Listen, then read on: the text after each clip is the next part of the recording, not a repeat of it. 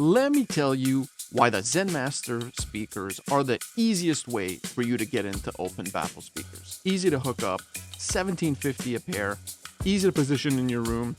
I'll even show you how they sound with 4 different amplifiers. And at the end, we'll talk about how they compare to my DIY build.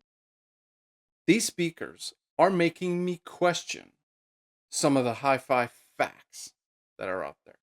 First, a large baffle on a speaker is simply going to create so many early reflections that it's going to ruin the focus in the imaging. Second thing is that a single full range driver in an open baffle is simply incapable of producing satisfying bass. Well, the Zen Masters simply don't seem to give a shit. Hey, maybe you're new to the channel, or maybe you just don't really know what an open baffle speaker is. Well, it's simple. An open baffle speaker is simply a speaker that does not have an enclosure. It's simply the front baffle. There's nothing behind it. Now, some of them are also going to refer to them as dipole speakers because open baffles are dipole speakers, meaning they resonate sound from the front of the baffle as well as sound behind the baffle. They're just in different phase. They're in opposite phase from each other. However, you can't say that all dipole speakers are open baffles. That's simply not true because you can create an enclosed speaker in a box that has drivers pushing forward and drivers pushing in the rear as well. What we're talking about today is open baffle. Some of the fun aspects of open baffle is that they generate this crazy, intoxicating, and immersive soundstage. It feels three-dimensional around you. It's got this sense of immersion that most box speakers simply don't produce. It allows us to hear and feel things in the recordings as though they were positioned in the room with us. I seen a picture of these online many years ago. It was the Decor Zen Master open baffles. They were made of thick, real wood, made by hand, using a single, full-range, high-sensitivity driver, 15 inches. I ended up purchasing a really cheap DIY build that someone posted on AudioMart. I was hooked.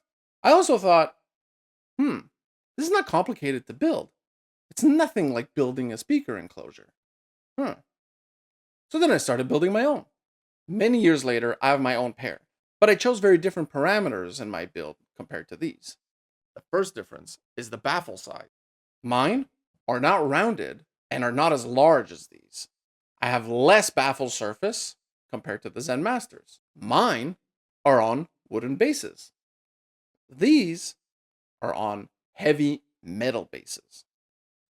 Mine have the same full range drivers as these, but mine is mounted higher in the baffle, closer ear level. Mine are the same thickness of baffle as these, but mine are made of layers of plywood, whereas these are MDF. Mine weigh around 60 pounds. These, I'm guessing, weigh between 80 and 100 pounds. Trust me, carrying these down the stairs, not fun. Which makes sense. MDF for the same size and ratio as ply, MDF is definitely heavier. And the metal bases here are definitely heavier than my wooden bases. Mine sit directly on the floor. These use spikes. Mine have a rough lacquer finish. These are a stunning high gloss piano lacquer with a beautiful design. Now, what are the differences in sound between these and mine? Zen Masters play lower than mine. I'd say that mine need help under 70 hertz. The Zen Masters and my speakers both have an amazing soundstage, but I guess I would have to give the edge in terms of depth and height a little bit to my build. We'll explain that later. The Zen Masters have a warmer sound with a softer top end. Mine have a little bit more bite. Not to say that my speakers are not warm, they're still on the warm side, but I intentionally wanted a little extra bite. More on that later. So I mentioned that these are the Lee Song versions. There's also a Decor version, the OG, made by Steve himself. Now, the original design, actually, in this shape comes from Kaintuck Audio, which Decor licensed that shape from Kaintuck Audio so that they could build a larger version, because the Kaintuck models are significantly smaller. Let's check it out, actually. So I think in the model that's up there, I think that's with an 8-inch driver. But as we go down here, so they talk about there you go. Now you have an F15 and a W15. See how there wasn't a lot of baffle space. So yeah, they're significantly smaller. I've never heard them, but hold on. I saw something here. Yeah, I did. Cryotone? No way. Kangtech uses cryotone tubes. Huh. All right, sorry to sidestep a little bit here, but if you're looking to get into this type of speakers and type of open baffles with a full range driver, yeah, if you want to get a tube single-ended amplifier, put cryotones in there, you will love it. What are they saying?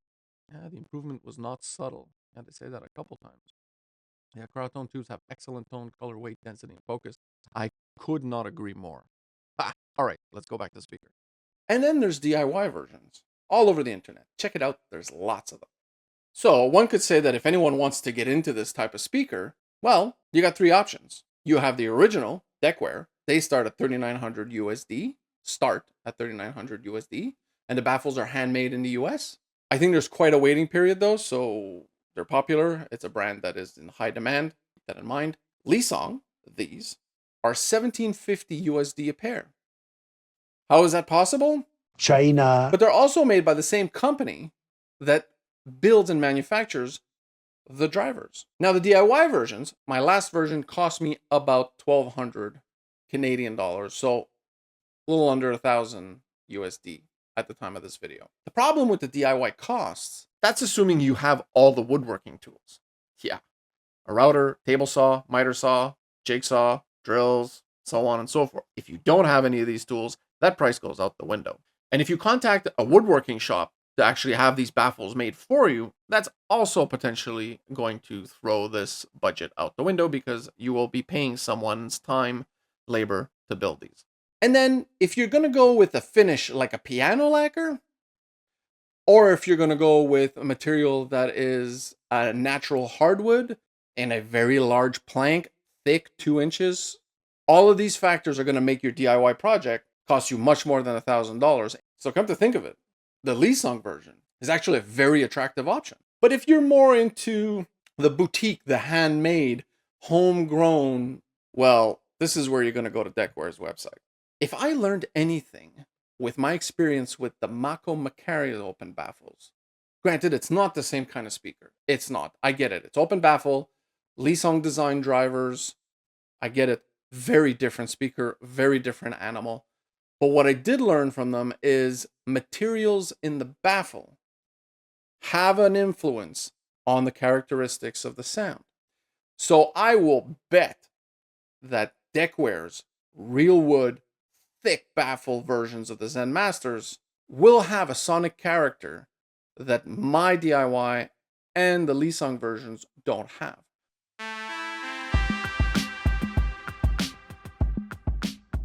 There are a few other reviews on the Zen Masters out there on YouTube, and they're all great reviews. What I'm not sure of, though, is if those reviews sampled the right amplifiers to pair with this type of speaker.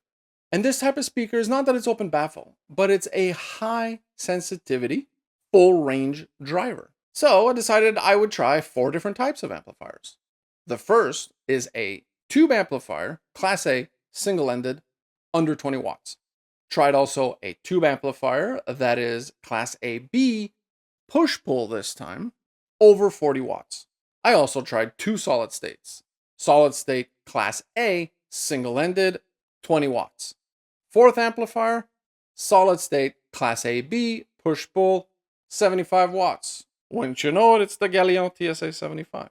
And I have all the sound clips actually of all these tests, including an A-B comparison video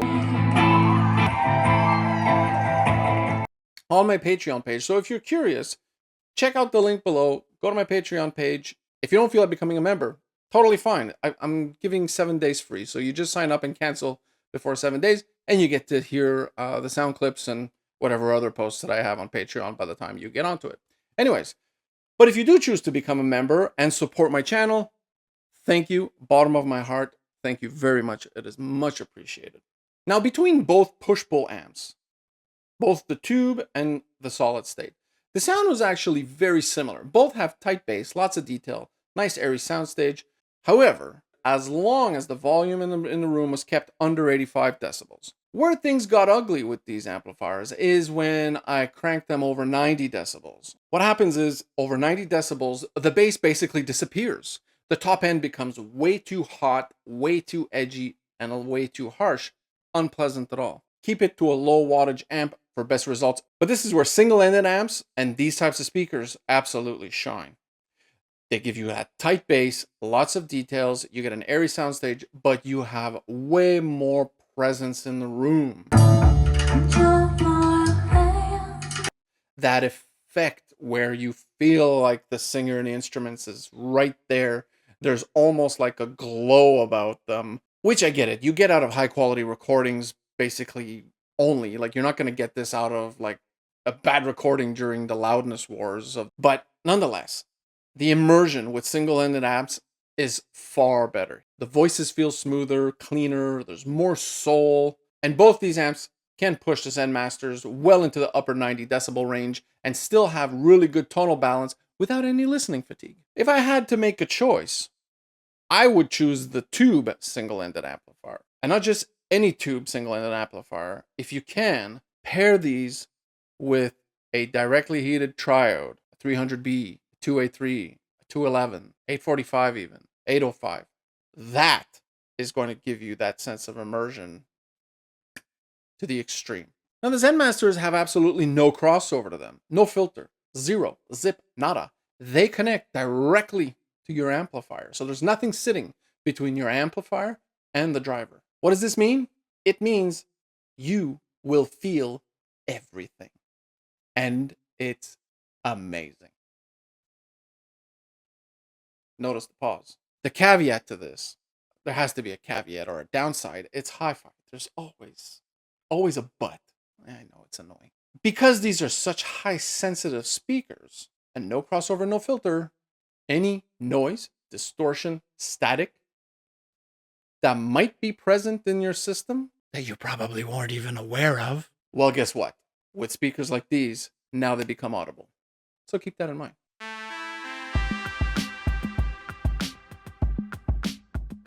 All right, I'm just going to keep going. Some of the things we're going to have to lay out for you guys and show is the sonic comparisons between my DIY build and these. So let's get to those changes. Now, the Zen Masters will play lower, deeper. There's more bass than mine. And I think this is two factors. First, the density of this baffle being MDF is contributing, and the height of the 15-inch driver being, it looks like a half a foot lower than mine. By doing that, I knew in my builds that yes, I would have better bass if I lowered the driver, but it also came at a little bit of sacrifice of the overall detail and a little bit of bite, and I was aiming for bite with my build because I wanted things to sound as close as I could to what I remember things sounding in a live show, meaning some instruments, when you hear them live, have a bite. So I wanted that little bit of bite, and I wanted to improve as much as possible that airy, transparent character and I found that in my builds, by raising this driver a little bit higher at the cost of bass, I was able to achieve that. And I didn't mind that because I knew that mine would be paired with two very large bass drivers that are in the corners of my room, the W15s, also made by Lisa. So I didn't mind because my plan was to actually use those bass drivers to compensate for what was lacking in my baffles. And I configured it in a way that the best place to create bass output in my room was in the back corners. Whereas the best place to position my full range driver to maximize presence, imaging, soundstage was farther out into the room. So I didn't want to have to compromise on either one of those. So if I would have kept the bass drivers with my baffles, I would have had to pick an ideal spot between the best place for soundstage versus the best place for bass. It would have had to been a compromise. I didn't want to compromise. So I have the bass in the corners and I have my baffles farther out into the room to maximize soundstage, and they complement each other beautifully because the nature of sound waves under 100 hertz are omnidirectional and they travel at a different speed than higher frequencies. This actually works. It sounds amazing. Now, in terms of sound staging, the Zen Masters really surprised me. Compared to my first version that I had, which were even lower to the ground than these, the issue I had was that I found the soundstage was too low in the room. This is not an issue with the Zen Masters. Although they're not as tall as mine in terms of sound staging, if you haven't heard mine, you won't miss this at all. The soundstage is nice at eye level. Things are nicely positioned in the room. You can tell the difference between what's in the far back corner, what's dead in the center, what's just off center to both sides. Beautiful, nice and layered, gorgeous imaging, beautiful focus. Now, the warmer sound also of the Zen Masters, again, has to do with the height of the driver. I'm 100% sure of it. And the weight and material of the baffles. Both mine and the Zen Masters have very slight, somewhat of a horn effect because the drivers are recessed behind the baffles. And we're talking about 2-inch baffles, so it gives it like a very shallow 2-inch horn, I think. It's not like a regular horn, but you get the point. So what I think is really amazing about the Zen Masters versus someone building a setup like mine, where the bass drivers are separated and so on and so forth, is that the Zen Masters are far simpler to set up in the room.